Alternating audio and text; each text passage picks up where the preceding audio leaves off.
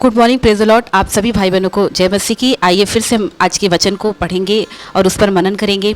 आज का वचन है लूका अध्याय 15 का 1 से 10 तक, जिसमें दो दृष्टांत हैं। एक खोए हुए सिक्के का दृष्टांत और दूसरा है खोई हुई भेड़ का दृष्टांत।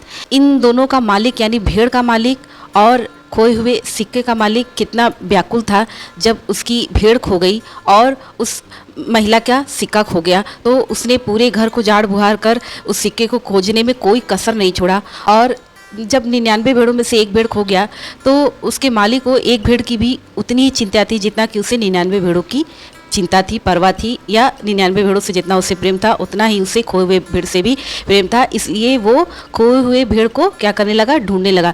ठीक उसी प्रकार प्रभु यीशु मसीह भी हैं, जो कि जब मनुष्य जाति भटक गई तो वो उसे ढूंढने के लिए इस पृथ्वी पर आए, ताकि जब हम अपने पापों में भटक चुके थे, खो चुके थे, अपने अपने मार्गों में गुम हो गए थे, तो प्रभु के अंदर वही व्याकुलता थी जैसी व्याकुलता उस महिला के अंदर थी जब उसका सिक्का खो गया, और जैसी व्याकुलता उस चरवाहे के अंदर थी जब उसका भेड़ खो गया। ये एक दृष्टांत के द्वारा प्रभु ने समझाया कि वही व्याकुलता, वही प्रेम, वही चिंता प्रभु के अंदर हमारे प्रति थी। इसलिए प्रभु स्वर्ग छोड़कर इस पृथ्वी पर आए, ताकि प्रभु नहीं चाहते थे कि प्रभु की भेड़ यानी हम लोग भटक जाएं, क्योंकि प्रभु हमारा चरवाहा है और हम उसकी भेड़ें हैं।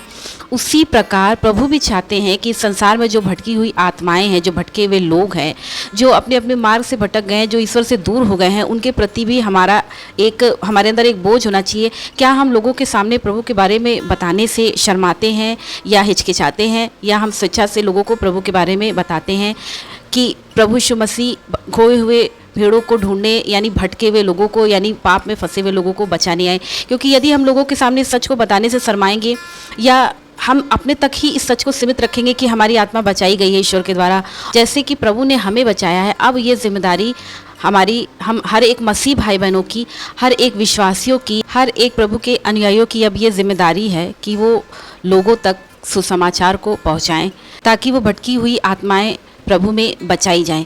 इसलिए सिर्फ प्रचारकों का ही और सिर्फ अगुओं का ही ये काम नहीं है कि वो लोगों तक सुसमाचार पहुंचाएं, बल्कि हर एक विश्वासी का भी यह कर्तव्य है कि वो लोगों तक सुसमाचार पहुंचाए, लोगों को मार्ग, सत्य और जीवन के बारे में बताए, जीवन की ज्योति के बारे में बताए, हमारे उद्धारकर्ता ईश्वर के बारे में, संसार के उद्धारकर्ता के ईश्वर के बारे में बताएं, ताकि उनकी भी आत्माएं हमारी आत्माओं की तरह बचाएं जाएं। तो हमारे अंदर भी ये बोझ होना चाहिए। आज आप चारों तरफ देख रहे होंगे कि लोग ईश्वर को ढूंढने के लिए संसार में कितनी मेहनत करते हैं, कहाँ कहाँ नहीं जाते हैं, और ईश्वर को प्राप्त करने के लिए वो क्या क्या नहीं करते हैं। लेकिन हम कितने भाग्यशाली हैं कि हमने प्रभु को नहीं ढूंढा, बल्कि प्रभु हमें ढूंढते हुए संसार में आया और हमारी आत्माओं को और हमें बचाने के लिए, हमें पापों से मुक्त करने के लिए, हमें हमारे पापों में मरने नहीं दिया, बल्कि प्रभु ने हमें पापों से छुड़ाया, और प्रभु हमें अनंत जीवन देने के लिए आए, और प्रभु हमारे उद्धार के लिए उन्होंने अपना प्राण दिया।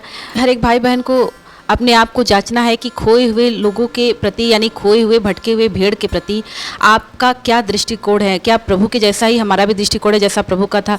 जैसे प्रभु व्याकुल थे कि वो अपने हर एक पुत्र पुत्री को जिसकी उन्होंने रचना की, जो वो भटक चुके हैं, जो खो चुके हैं, उनको बचाने की जिम्मेदारी जो प्रभु यीशु मसीह ने उठाई, क्या आज हम भी प्रभु के पुत्र पुत्रियां होने के नाते हम इस जिम्मेदारी को उठाना चाहते हैं?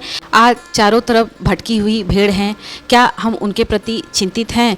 यदि हाँ, उनको बचाने की जिम्मेदारी हमारी है और सुसमाचार पहुंचाने की जिम्मेदारी हमारी है। हमारे अंदर भी इस बात की चिंता होनी चाहिए, परवाह होनी चाहिए कि आज सभी आत्माएं प्रभु में बचाई जाएं और हर एक मनुष्य जाति का उद्धार हो, हर एक मनुष्य जाति अंधकार के, शैतान के बंधन से स्वतंत्र हो, आज़ाद हो और छुड़ा जाए, हमारे प्रभु यीशु मसीह में मिरास पाए, प्रभु यीशु मसीह के द्वारा वो स्वतंत्र किया जाए और प्रभु यीशु मसीह के द्वारा उसे अनंत जीवन प्राप्त हो। इन वचनों के द्वारा प्रभु आप सभी भाई बहनों को आशीष दे। सभी को जय मसीह।